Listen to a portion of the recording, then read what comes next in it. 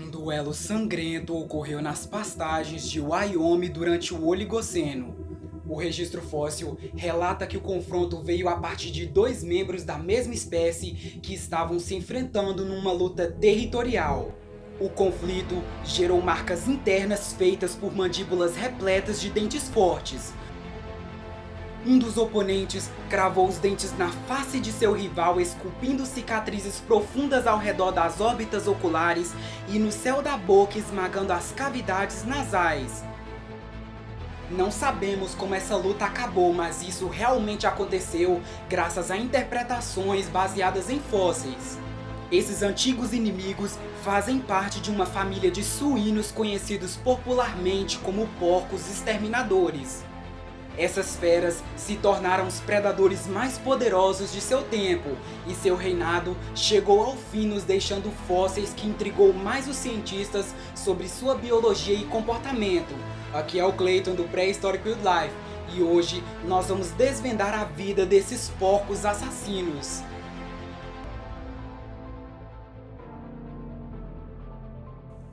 Houve uma época em que animais pacíficos com cascos estavam correndo e pastando em rebanhos, mas entre eles havia bestas gigantescas com mandíbulas de esmagar ossos. Essas feras se tornaram os predadores mais poderosos de seu tempo.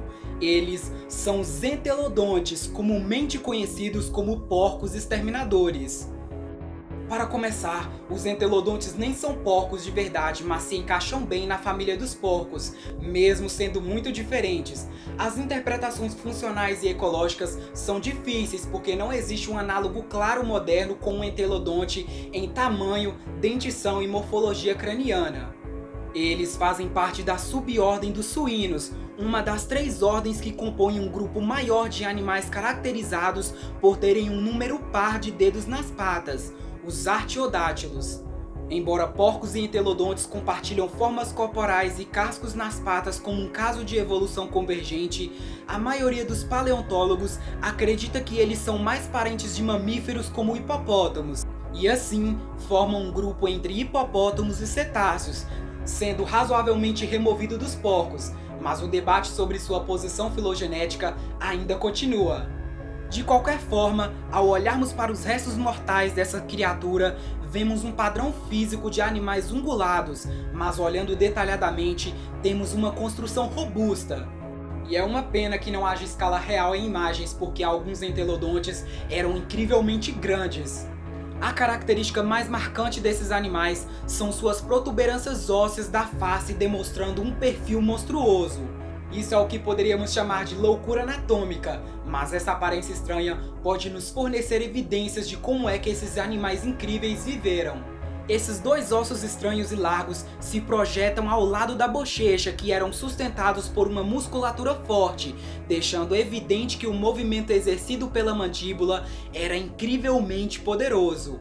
O crânio é longo e robusto, repleto de dentes molares esmagadores e caninos enormes. Projeções altas nas costas, chamadas de espinhas neurais, eram bem longas e serviam como pontos de fixação para a musculatura que apoiava a cabeça do animal. O corpo era sustentado por 4 pernas muito finas, curtas e delgadas, construídas para resistência ao invés de velocidade. Enfim, quando a musculosidade é construída, fica claro que os entelodontes se dispõem de grandes forças, criando a imagem de um animal imponente que poderia facilmente lançar seu peso para intimidar seus rivais, ou até mesmo bater em pequenas presas com sua força brutal para impedi-las de escapar. Esses formidáveis animais apareceram pela primeira vez em meados do Eoceno na Mongólia, depois se espalharam pela Ásia e Europa, quando se tornaram numerosos e finalmente chegaram na América do Norte. O menor deles era quase do tamanho de um porco do mato moderno, enquanto o maior cresceu tanto que podia ultrapassar um homem adulto. Um dos entelodontes mais conhecidos e bem preservados foi o Archaeopteryx. Quando esses porcos estavam no auge há 34 milhões de anos atrás, eles habitavam o oeste da América do Norte. E com base na ocorrência estratigráfica de vestígios fósseis encontrados na região, esses animais preferiam habitats de planícies abertas com inundação. um ambiente pouco florestado e com grandes pradarias abertas. Assim era a paisagem norte-americana. Aqui, os mamíferos herbívoros estavam adotando um estilo de vida como corredores, e no Mioceno, muitas famílias estavam assumindo suas formas modernas, mas ainda assim, os entelodontes persistiram. Eles não se tornaram extintos cedo, mas cresceu para um tamanho consideravelmente maior, e a forma de maior sucesso vem para o dentes hostis, nome adequado para o Daeodon. Parece a primeira e possivelmente a última coisa que qualquer animal que cruzasse seu caminho veria. Essa cabeça, que ocupava cerca de 35% do tamanho do corpo, era sustentada por músculos muito rígidos. Embora fosse enorme, a caixa craniana era muito pequena, o que limitava muito de sua capacidade cerebral. Mas o verdadeiro propósito dos crânios de quase 1 metro de comprimento era permitir que entelodontes como Daeodon comessem praticamente tudo o que vissem, e a prova disso estava nos seus dentes enormes. Eles tinham incisivos longos, caninos robustos e premolares serrilhados afiados. Já os molares eram retos e quadrados, que são a marca registrada de qualquer animal onívoro, assim como os ursos modernos. Uma característica importante nos dentes era sua camada espessa de esmalte, que protegiam muito bem contra o desgaste. Isso sugere que eles foram projetados para triturar ossos com eficácia, mas durante muito tempo seu comportamento alimentar foi muito debatido, e com base no que se procede, pode facilmente supor que uma criatura tão feroz, com grandes dentes e tamanho do corpo imponente, fosse um carnívoro, e eles sempre foram retratados como predadores. Mas os dentes do porco do inferno testificam de forma diferente. A mecânica da mandíbula, a morfologia dentária e o seu desgaste são compatíveis com a alimentação onívora e provável eliminação, uma proposição até intrigante para o enorme Daeodon.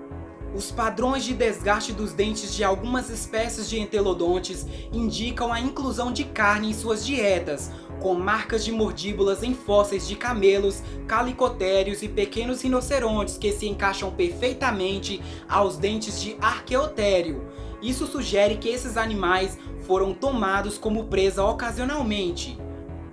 Alguns foram caçadores ferozes, outros necrófagos astutos, e tinham até aqueles generalizadores que comiam de tudo, mas sua dieta não os teria restringido geograficamente, nem certamente seu tamanho, o que pode nos ajudar a entender mais sobre sua ampla distribuição no hemisfério norte.